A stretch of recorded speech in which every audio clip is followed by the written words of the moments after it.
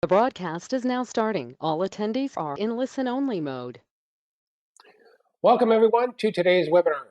This is Robert Chakowski with On-Demand Advisors, and I'd like to welcome everybody to today's webinar, which is How to Engineer Significant Revenue Growth for 2022.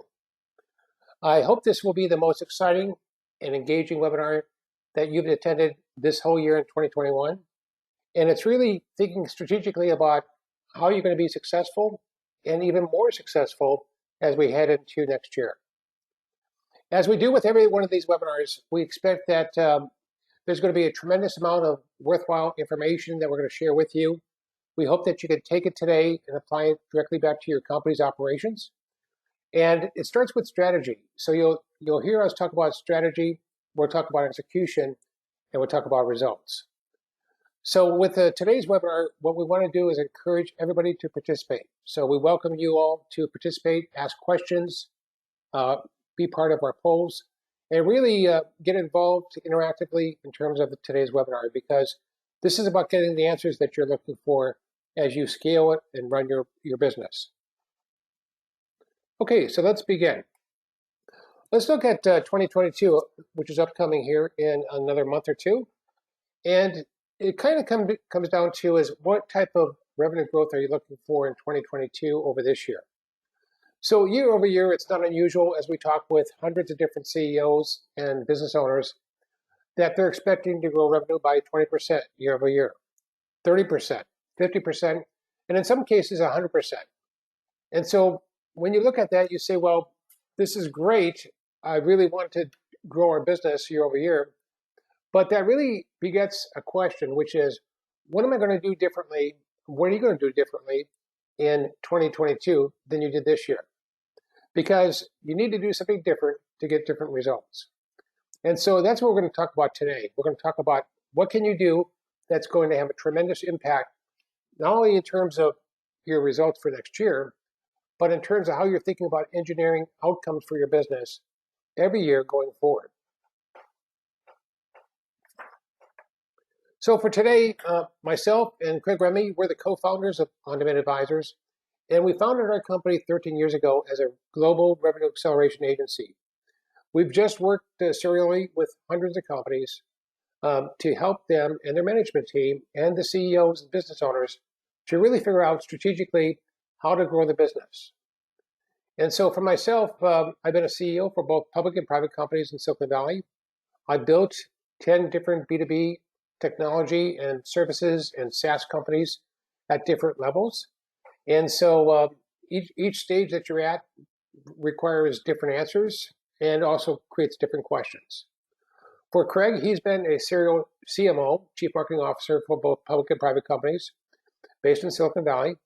And before that, he has done a tremendous amount of branding, positioning, and strategic views of working with companies like a Nike, a Google, Levi Strauss, and global companies to think about how do they represent themselves to their customers. So together with our entire team that we have in 4 practices, they're broken down between strategy, marketing, sales, and then business development partnerships. So that's the group that we have at On-Demand Advisors.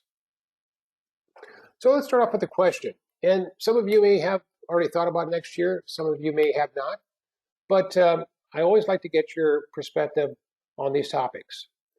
So as you're thinking about next year, what do you want to accomplish in terms of growth?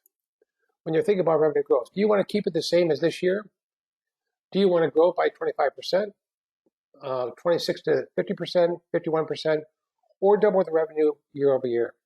So think about that, because it really starts with a goal. What's your goal for next year? And then we're going to talk about how do you engineer your path to that goal.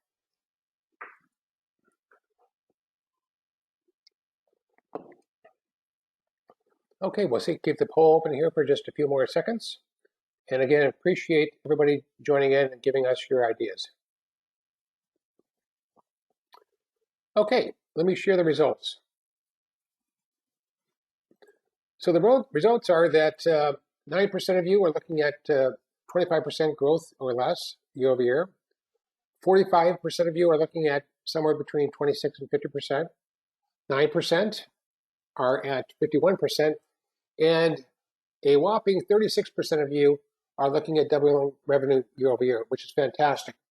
We're actually going to walk through a client of ours where we've actually helped them do that, which is double revenue every year going forward. So thank you for that. And let's have one more goal, one more poll here in our next slide, and see if you would be able to participate here. So here's the biggest question and biggest challenge that you have.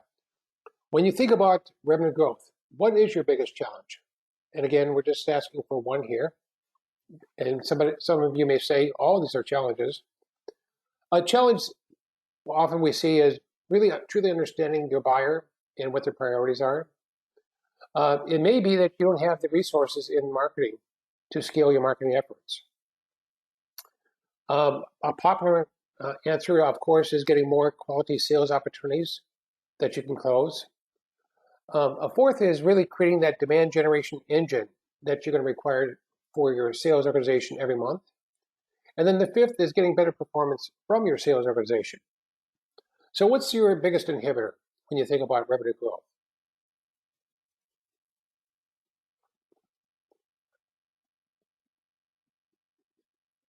That's great. Thank you very much. Let me go ahead and close the poll and show this with everybody today. Okay. So 27% of you stated that you're looking for a better understanding of your buyer and their priorities.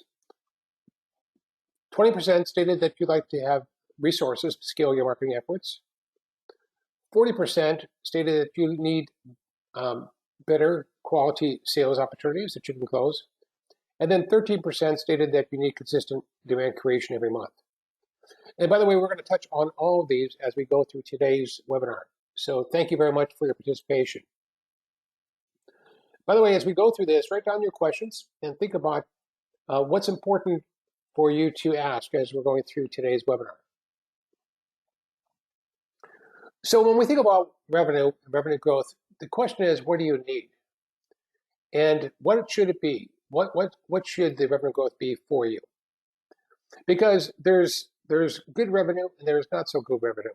And so what we want to talk about today is your revenue growth should be, number one, intentional. So getting the specific revenue that you want from the specific sources. One of the clients that we worked with, for instance, and we helped them significantly grow, is a company called Junction Solutions. And when we first got together with them, their goal was to grow revenue by 30% year over year. What they really hadn't thought through is, where does that growth need to come from? So we needed to spend about a half a day with the management team to really intentionally figure out where should the growth come from so that we could actually create the impetus, the programs, the engagement that would enable that to happen. The second area is predictable. Every company wants predictable revenue growth. So if you think about that, as I've been running companies as CEO and having a board, the board is always interested in not only this quarter, but they also want to know from you as the business leader, what's going to happen next quarter? What's your projection? So having predictability into future quarters is really important. Another area is consistent and scalable.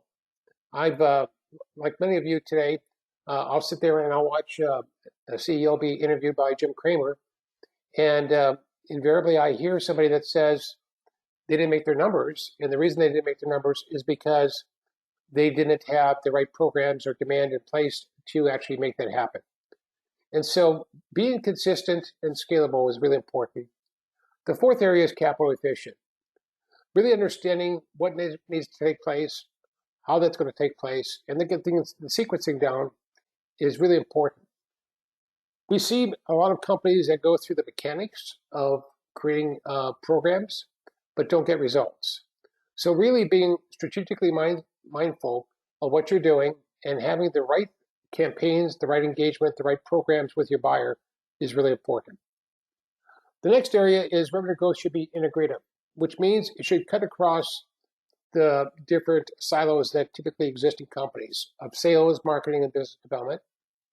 And that's where you see a lot of companies now using the role of chief revenue officers, which is really having a person or a function that's responsible for this connected engagement process with prospects and customers. And then finally, profitable. We work with many different services and subscription-based companies. And the challenge sometimes is that their cost of sales is enormous. And so their break-even point or their cost of acquisition could be pretty high. And so we've got to figure out how do you reduce that cost and still have the same or better effectivity. So let's look at our agenda for today's webinar. We're going to talk a little bit about the type of revenue growth you're looking for, where should it come from, and then we're going to talk about applying something that perhaps many of you have not heard about, which is a revenue acceleration system. How do you put a system in place associated with the best practices that gives you the ability to scale and do that from quarter to quarter, year to year? So we're going to walk you through a playbook. How do you create your playbook for 2022? The engines that you're going to need to make this happen, and then talk about accelerators. Accelerators, which is about velocity. And then finally, we're going to cover some proof points. So if you're like me and you come to webinars like this, you're looking for the golden nuggets, you're looking for great information, but you're also looking for validation that it works. So we're going to cover some of those validation points today. So let's start off with revenue engineering. Revenue engineering, I love that word, engineering, because this is really what you need to be thinking about. So what does that mean? So let's say your goal for next year is $8 million of incremental business. How would you get that business? Where would it come from? So one of the things that we always do at On-Demand Advisors, rather than talk about pipelines, we talk about funnels. And so we'll take a typical funnel that you have for in your CRM system like Salesforce, and we're going to break it into 3 funnels. So the first one is marketing and lead generation. The second is something called lead development. And notice this doesn't say lead qualification, it says lead development. Because 90% of the leads that you're going to create in your business and any B2B business are not sales ready. So you need to develop those into sales opportunities. And then finally, the sales funnel. So we break everything into the sales funnel, and we're going to go through some examples so that you can start creating your funnels today. So let's look at customer acquisition. And by the way, you can look at customer acquisition a lot of different ways.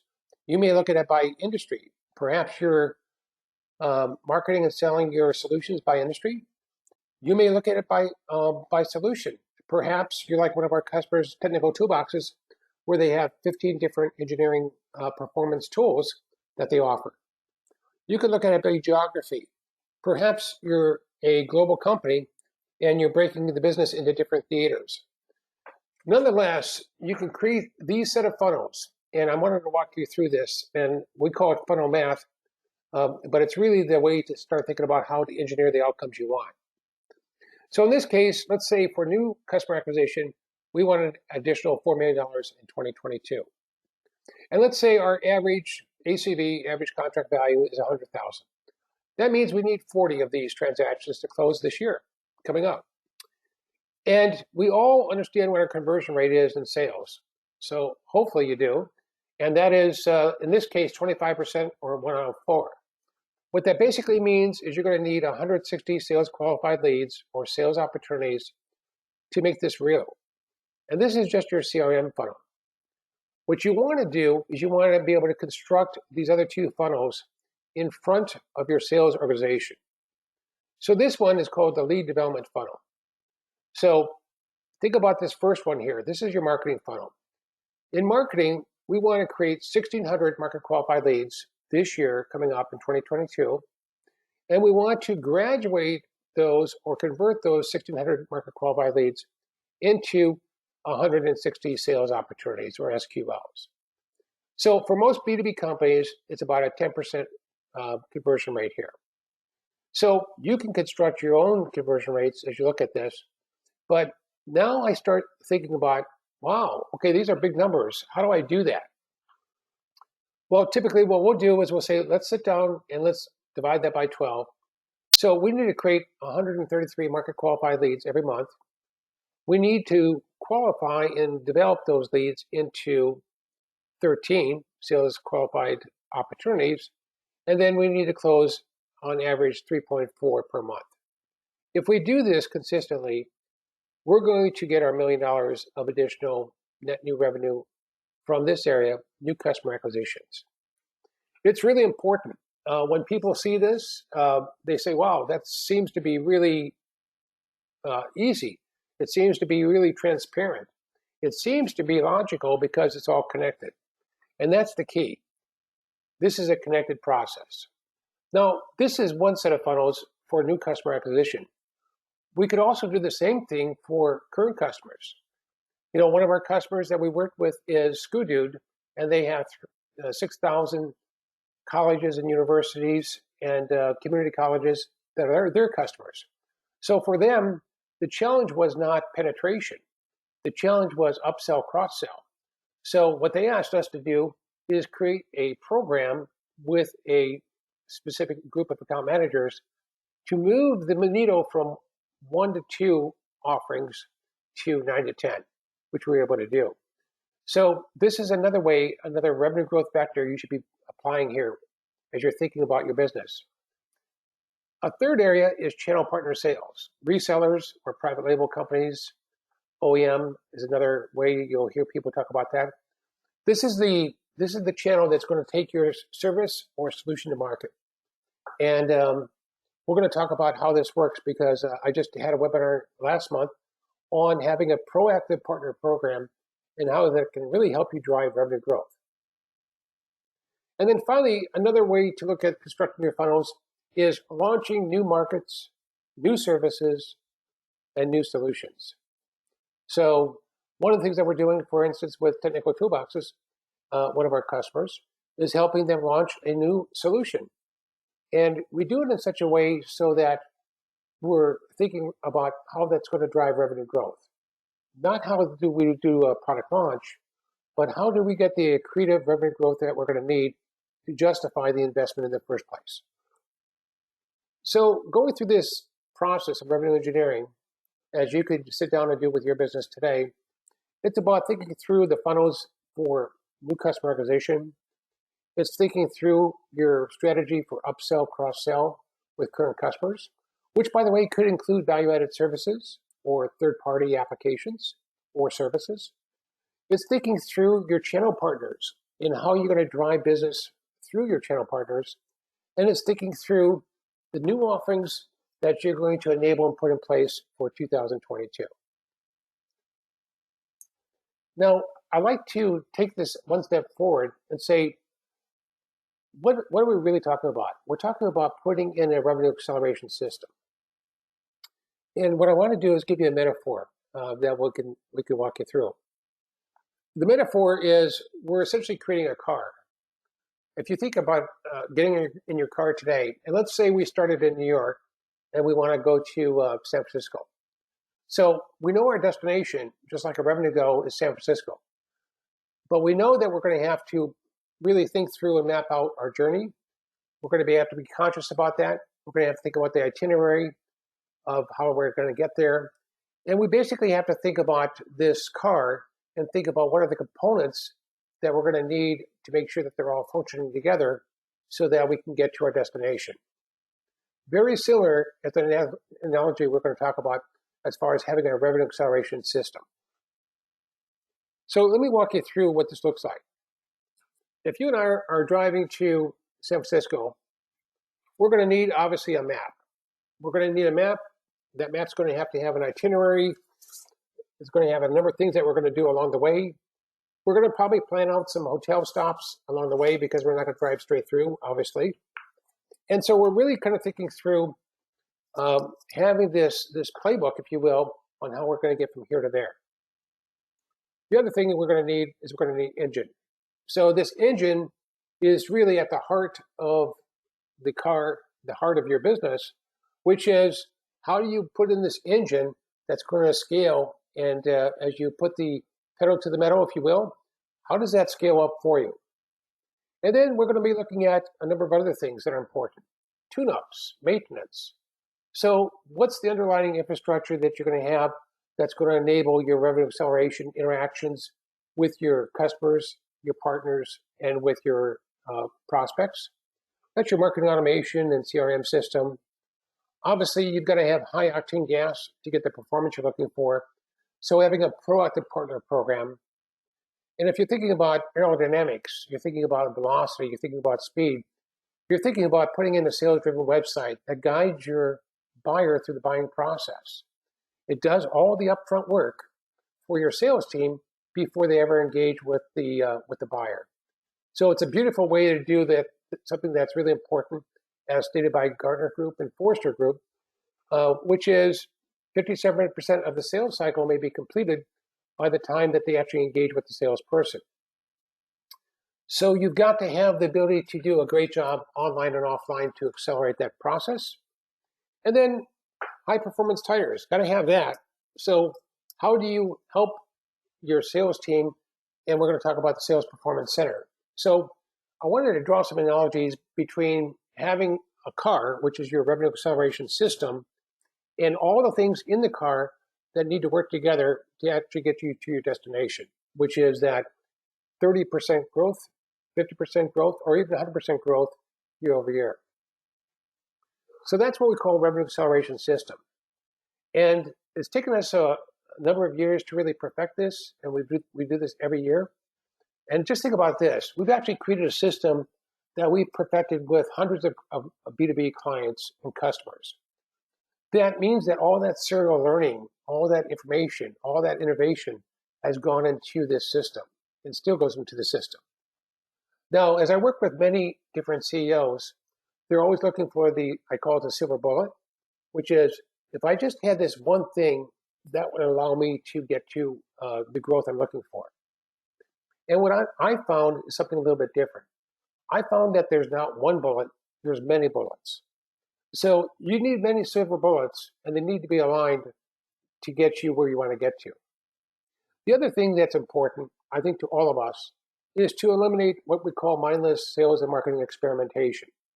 Now, experimentation in and of itself is a good thing because it creates knowledge and it creates validation for us. But in many cases, we try lots of different things out. We try somebody who's a third party that's going to call and create leads for us. We go out there and we try this program with the analyst that generates a lot of MQLs, market qualified leads, but they don't convert. Or we try something else, which is we try putting in an SEO program for sales engine optimization, but for whatever reason, it doesn't bring enough people to our website. So what I figured out as I was the CEO at Intact, a software as a service financial applications leader with Salesforce, as I was working with at the company, leading the company forward, we closed 5,000 new customers. We also engaged and recruited 300 sell-through partners. So what was great about this in terms of revenue vectors is 50% of our business came direct. The other 50% came through our channel partners. And we also had sell-through partners like Salesforce, where we actually integrated the total solution to take it to market. But just a phenomenal experience working with the company. And it was the genesis for creating this revenue acceleration system. So let me take a few moments and walk you through this. And some of you may have seen this, but we just updated this map just this last week. And so here is the revenue engineering we just talked about down here in purple. So strategic areas are in purple. And number 2 here is strategic insight. So thinking through what's the playbook that needs to be created going forward?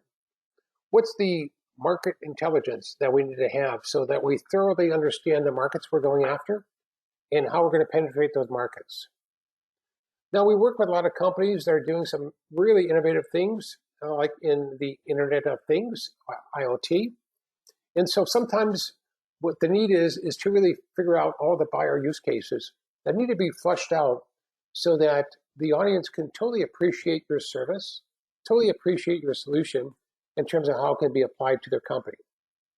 And another area that we look at as the strategic building blocks is buyer intelligence.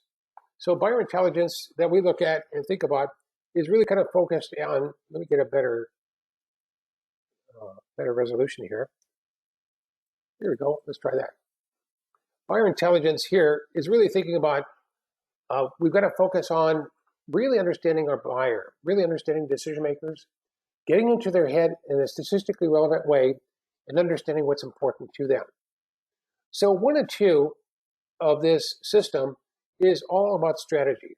It's thinking through where you want the revenue to come from and putting in the enablers that are going to get you from here to there. 3 and 4 is really traditional marketing. And you think about marketing, you think about putting in a marketing automation system, but more importantly, we're going to talk about putting in a revenue acceleration engine. The engine is what's going to give you this first funnel. The engine is going to help you create this flywheel for your business. So the engine has different components. It has a marketing automation system at its heart. It has outcome-focused messaging and positioning. So when we work with many companies, you'll find a lot of innovations that we bring to the table. This is one of those. So a lot of times we find messaging is messaging too low in the organization, or it's not messaging for decision makers. And we also find in many cases that the messaging may be about your service or your product instead of focusing on what the buyer wants. So really getting the right messaging down and then getting the intelligence around your buyer so that you understand what they want. And then you can prospect that, you can prioritize that information into what we call a prospect engagement roadmap, which is, hey, how do we engage this engineering team at these companies? How do we work with the financial services team at these companies? How do we integrate ourselves and work with companies in the HR area?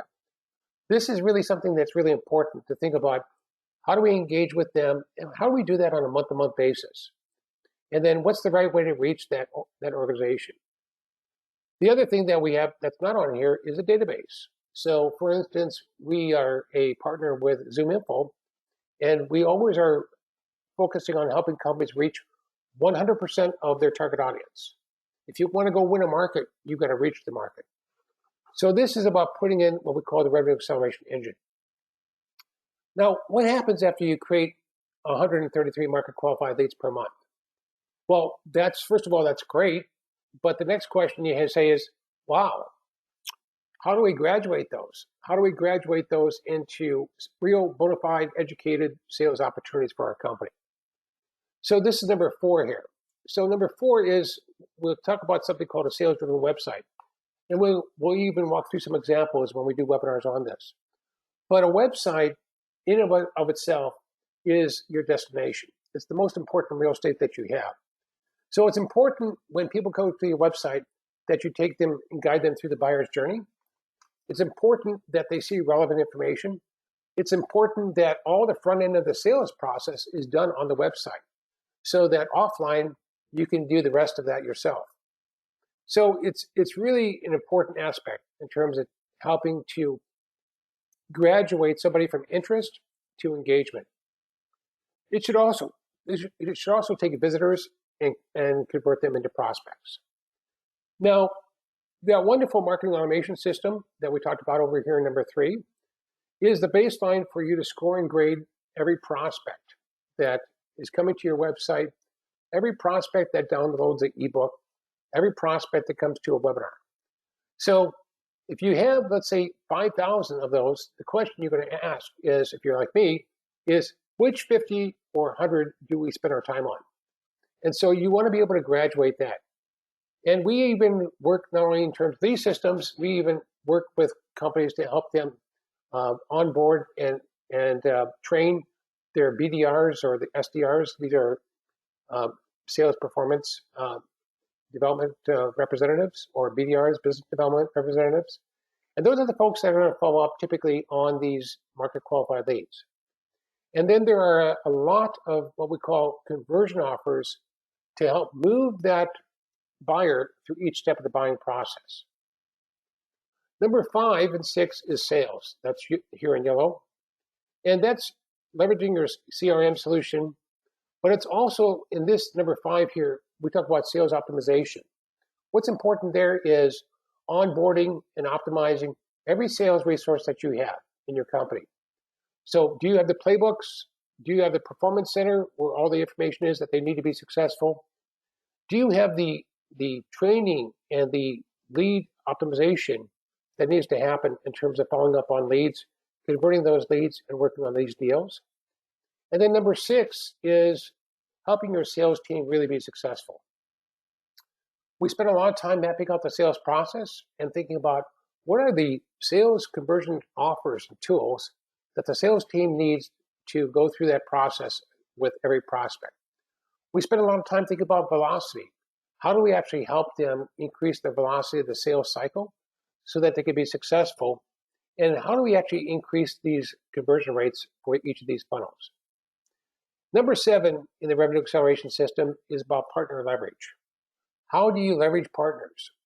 So, as I talked about at Intact, we had 300 different partners that were taking our solution, our financial applications, to market as part of their solution to their space. Half of those were CPA firms, half of those were market makers.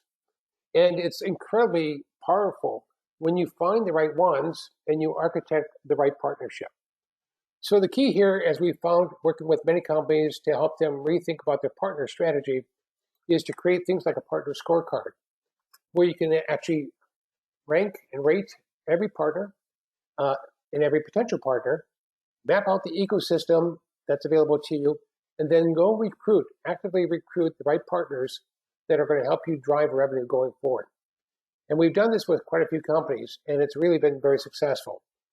So what I've done here in today's webinar in a very quick way is walk you through this revenue acceleration system and give you, if you will, at least the sense of what's behind each one of these different thumbnails, because there's a tremendous amount of power, tremendous amount of scale and success for your company when you implement this system. So thank you for the opportunity for me to walk you through that. So let's return back to our presentation here. One of the questions I always get is, where do I start? Sounds great, Bob, but where do I start with this, putting in this system here? I know I can't get it all in one bite, but where do I start with? And what we've decided over the number of years is the best place to start is creating your revenue acceleration playbook. It's a strategic and tactical roadmap that's going to enable you to look at a number of different factors that are really kind of important as you're thinking about the next year. So in the playbook, you're typically looking at what are your strategic goals that you have, what are the revenue goals that you have, because they're both obviously intertwined. It's also acknowledgement of what are the obstacles that historically have stopped you from growing, so that we can acknowledge what those are, because you've got to really understand holistically your company. And when we engage with one of our clients, we don't give off-the-cuff answers. What we do provide is deep strategic advice, and we do that by truly understanding where you are today and where you're going. We also assess what's in place. So on that best practices system that we talked about, there are some things that you have in place today that are working well. There are some things on that map that are not in place today, and there are some things that are underperforming. So what you need to do then is conduct a gap analysis between where you are and where you want to get to, much like we talked about driving down the road from New York to San Francisco. And then what we do is present and help implement a phased roadmap in terms of how to get this done. So a lot of folks they look at all these different innovations, they look at these revenue growth processes, and they find them very interesting, but then they always say, well, where should we start? And what we suggest is start with the playbook. Now, what I'd like to do is I'm going to jump forward a bit, and I want to talk a little bit about proof points. Because when you think about putting in a revenue acceleration system and taking these best practices and enabling your company's growth and scale, the question most people would have, I would have, is, does this work? Sounds great. Love to hear about it, but does this work in practice? And so let us walk through 3 examples. The first one is ICUC. So ICUC is a global social media management services company. So they're strictly services. That's all they do is provide services to their clients. And they provide services for social media management to companies like own Starbucks, Novartis, Macy's, Ralph Lauren, Google, big companies out there that are looking at how do they interact with their customers through their social channels. So when Ray White came to one of these webinars, in fact, it was one just like this, um, he said, "Hey, I already have a marketing team, and we're doing okay, but I need to increase revenue 67% year over year. So how do I do that? How do I increase revenue 67% year over year?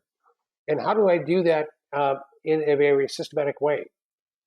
So what we did is we worked with him. We created his revenue acceleration playbook.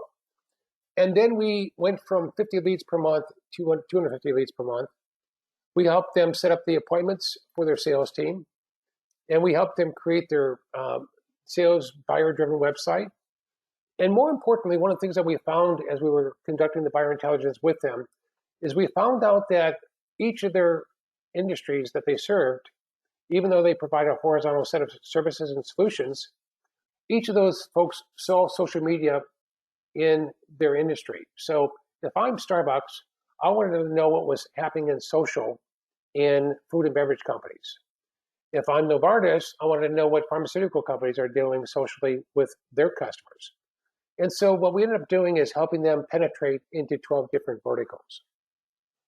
So that was and is today a great example of growing a company.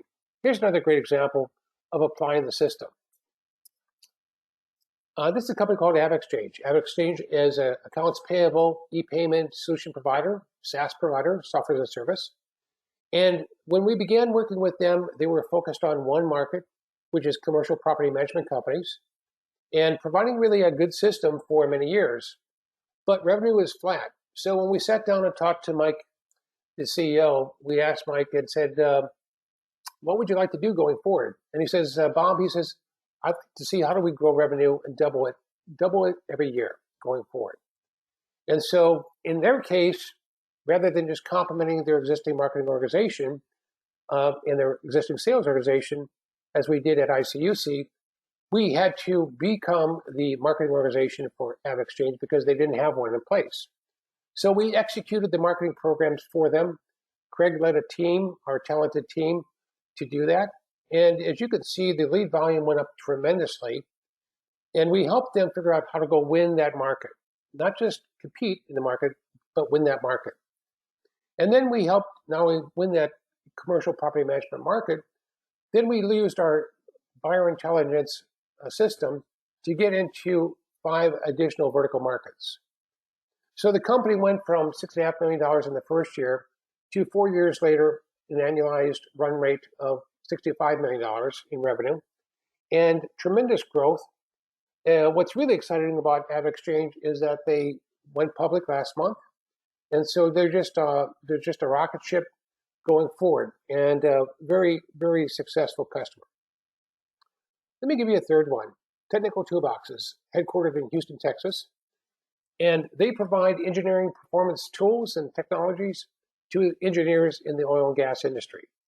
So great company, as we've been working with them throughout COVID, throughout these challenging times, and also through a very challenging time when the prices of oil were very depressed.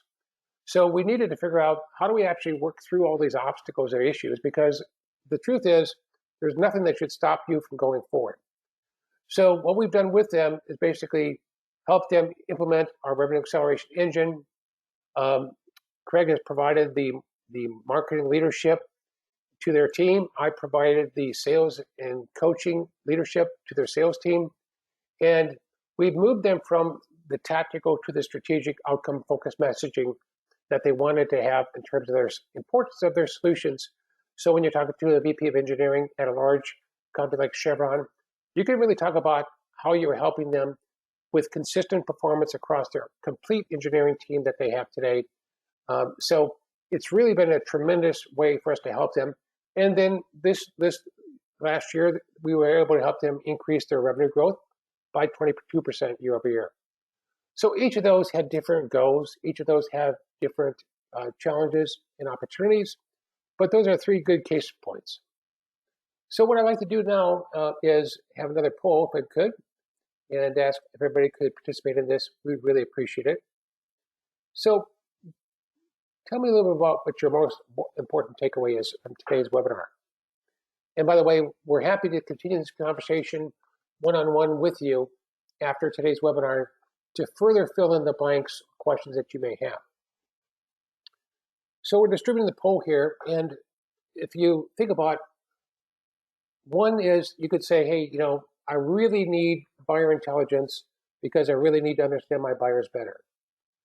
Two is you may say, I really want to construct this thing called this revenue growth engine and put that in place and make sure that I've got an engine to go after each of these different areas of revenue opportunity that we have in our company. Three may be that you need an upsell, cross-sell program for your customers. Four may be that you need a website that accelerates your sales process, much like we talked about having a sales-driven website. And then five is you need better partners. So everybody has a partner program. The challenge we typically see is that those partners are not producing the results that you expect them to produce. So go ahead, and if you could, and respond, participate in this, and then I'll share the results with everyone. Okay, thank you very much for everybody participating. All right, so let me go ahead and share the results here. Okay, so make sure I'm sharing the right poll, huh? Most important takeaway. Okay, 23% of you stated that you'd like to have a revenue acceleration engine. 23% said you'd like to have a system that we talked about here. Doesn't go with our slides. 8% stated you'd like to have a revenue acceleration playbook. 31% stated you need to think more about what we've talked about today and how that could apply to your company. And 15% stated you'd like to apply revenue engineering to your business. So thank you very much. Sorry that I didn't update this slide here, but it's fantastic in terms of thinking through what your takeaway is from today's webinar and proactively how you're starting to think about applying that to 2022. Okay, so let's open this up for questions. Love to have questions from the audience here. So please go ahead and take time, post your questions, and let's see how many we can get through in today's webinar. All right, let's have the first question. This one is from Alice. Alice says, how long does it take to create a playbook? Good question, Alice. So the length of time typically to create a playbook, a strategic playbook like we're talking about here, is about 4 weeks. So typically what we do is we do a mind meld under NDA with the management team. We understand that everything that they're doing and wanting to do in marketing, in sales, and business development. And then we also look at strategically what are the goals that they have for next year or the next three years. And really then from there, we then are able to construct the playbook and to say, well, this is the playbook to get you from where you are today to where you need to get to. So as you can imagine, even though we're called on-demand advisors, we really could be not only just advising, but most companies, we actually help them implement this. So what good is a playbook if you can't implement it? And that's really what we help every company do, is really put that playbook in place and be successful. So great question there. All right, let's open this up to some great questions here. All right, this one is from Michael. How do you determine the number of people necessary to execute this? Well, it's interesting. So in terms of putting in the system itself, we've got a lot of historical information data about that, and we know pretty much everything that needs to be done. The way we normally work this is when we work with a client is we look at what resources you have internally that we can dedicate to this in marketing, sales, and business development. And then we look at where the gaps are. And if there are gaps that you have today, then we fill those gaps. So when we created this organization, we realized we need to have these expert, experienced individuals on our team to actually help you execute this. So it varies from company to company as far as what they need. But a great question. So thank you very much for that, Michael. And how effective is this with companies with a low TAM, a low target addressable market? So that's interesting. There's a lot of different ways we could do that. One of the companies, for instance, we worked with provided a inventory management system to 3PLs. And so when we began working with them, we went through the process and we did some market assessment for them.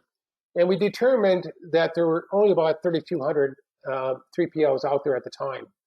So it was a pretty low total addressable market that they had. And so one of the things that we did first is help them get to all 3,200 3PLs and engage with them. But the other thing we helped them do is assess other adjacent markets that they could move into. And we do that through our market assessment, our market intelligence. And we help them position successfully their solution in other markets. So the TAM here can be low, and that should not concern you. What should concern you is how do you expand the TAM? And that's typically what we're thinking about as we're thinking down that avenue. But big question, Michael. Thank you very much for that. This is a question from Steve. How much does something like this typically cost? So it's interesting, Steve. The playbook itself, when we work with the company from start to finish, that 4-week process, and it's intensive, is typically $10,000 to create the playbook for their organization so that they can move forward and implement that. In terms of the putting the system in place and making that work, it varies from company to company because the purpose of the gap analysis is to figure out what's missing and what's in place, and then help them put in that DNA. So one of the keys is we come in typically as a catalyst for growth, and we help them really think through how to put in the best practices and the DNA that they need, not only in terms of the individuals they have, but also the company. How do you get the company to think differently if you want the company to grow at 50% year over year than perhaps it does today? So it does vary. Here's a question from Raymond. How much would your consulting guidance cost? Again, it varies. Typically what we do is, since I've been a CEO for a number of companies, what I realized is I didn't want to hire people on retainer. I wanted to hire people that could deliver results. So what we do is we do our estimates, our work, our SOWs, statement of works. Those are based upon milestones, and then payment is tied toward milestones. And so it really is something that our clients engage and love to work. By the way, our typical client that we work with engages with us for 3 years. So it will vary based upon your need, but it goes to show what it means to be a partner in terms of how we think about working with our clients. And we'd love to have you become a partner too. All right, here's another question. This is from Alfred. What are the challenges that you have putting in this system?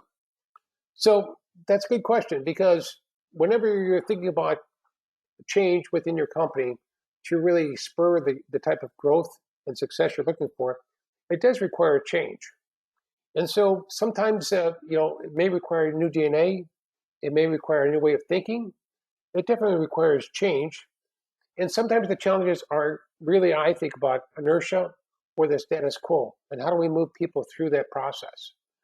One of the things I found interesting as a CEO of a company is once you've been there a while, people kind of look at you as predictable. So when we engage with the CEO and we're being brought in as on-demand advisors, as revenue acceleration experts, a lot of times we're a catalyst for that CEO to actually help them implement some of the changes that are going to be necessary to achieve the growth they're looking for. And then finally, another challenge that we always need for any initiative that you have at your company is sponsorship. It's that continuous sponsorship that's always going to be important to get the commitment that you're going to look to from the marketing organization, from the sales team, to make sure that you're successful in doing this. Here's a question that we have. How does a bootstrapped startup with our first customer currently under a RIP replace a new ERP system, but can't tell their customer story until Q2? Without a customer story, I feel like I'm on a hold. So that's interesting. So let me tell you what my thoughts are about this. And it's a good question because some of you are representing early stage companies here. And that is the most important place you can start today is in buyer intelligence. I think every company should be doing a buyer intelligence survey in a statistically relevant way to truly understand their audience, understand what's important to the buyer. So, and you need to do that across, let's say, 50 or 100 decision makers. That way, it's not whatever came out of the last sale. That's not what it came out from what your friend said. It really came from your audience. Once you do that, it really changes the way you message and promote your service or solution going forward. I told you about AvidXchange, and when we worked with AvidXchange, one of the things that we did for them up front is we did a buyer intelligence survey. We conducted that for them. What was great about that is they were already selling to the same market, commercial property management companies, for 13 years. And so we did a survey with them for the buyers. And one of the questions we asked is rank the top 20 value propositions that are important to you. And so those were value propositions that they offer today. They were also value propositions that they were thinking to offer in the future. And what was interesting is the two value propositions that ranked the lowest. And this is for a company that's already been in the market for 13 years. The two that ranked the lowest were the two that they were leading with when we began working with them. So that provided us tremendous insight. So back to your question, if you're an early stage company, one of the things I would really recommend to you is start off with some buyer intelligence and really think through a little bit more seriously about how do you really truly understand your buyer and what's important for that buyer that you have today. That way, all of the investment that you make in messaging, engagement, offers, in marketing, as well as sales, conversations, sales cycles, and so forth, that's all going to be focused around engaging the buyer in the most meaningful and frictionless way. So great questions. Thank you, everybody, for bringing up those questions. For all of you, too, if you'd like to carry on this conversation offline, happy to do that with you. I'll be following up with each of you to make sure that you have a copy of the latest revenue acceleration system that we just went through today, as well as how we think about playbooks and creating that blueprint for success for 2022. Okay, let's talk about a couple next steps. One next step would be we'd love to work with you to create your revenue acceleration playbook for next year and talk further about that, even show you some examples, because I think you'll find with examples it's very illustrative in terms of what the end out product is. And then join us next month. Craig is going to be talking about really an exciting topic, and that is what are the 10 marketing best practices for every B2B company that you need to put in place today. He's going to walk you through those top 10, and those are things that we think that are timeless, but those are things that also are going to be very innovative in terms of getting you to think differently about how do you market to your target audience going forward. So as we're closing our thoughts today, what we'd like to do is help you make 2022 a transformational growth year for your company. We'd like to help you create the blueprint, the playbook for your company going forward. We'd like to help you implement revenue growth best practices so that you can achieve the type of scale, the type of growth, and the type of revenue that you're looking for in 2022. Feel free to contact us. Here's our email addresses.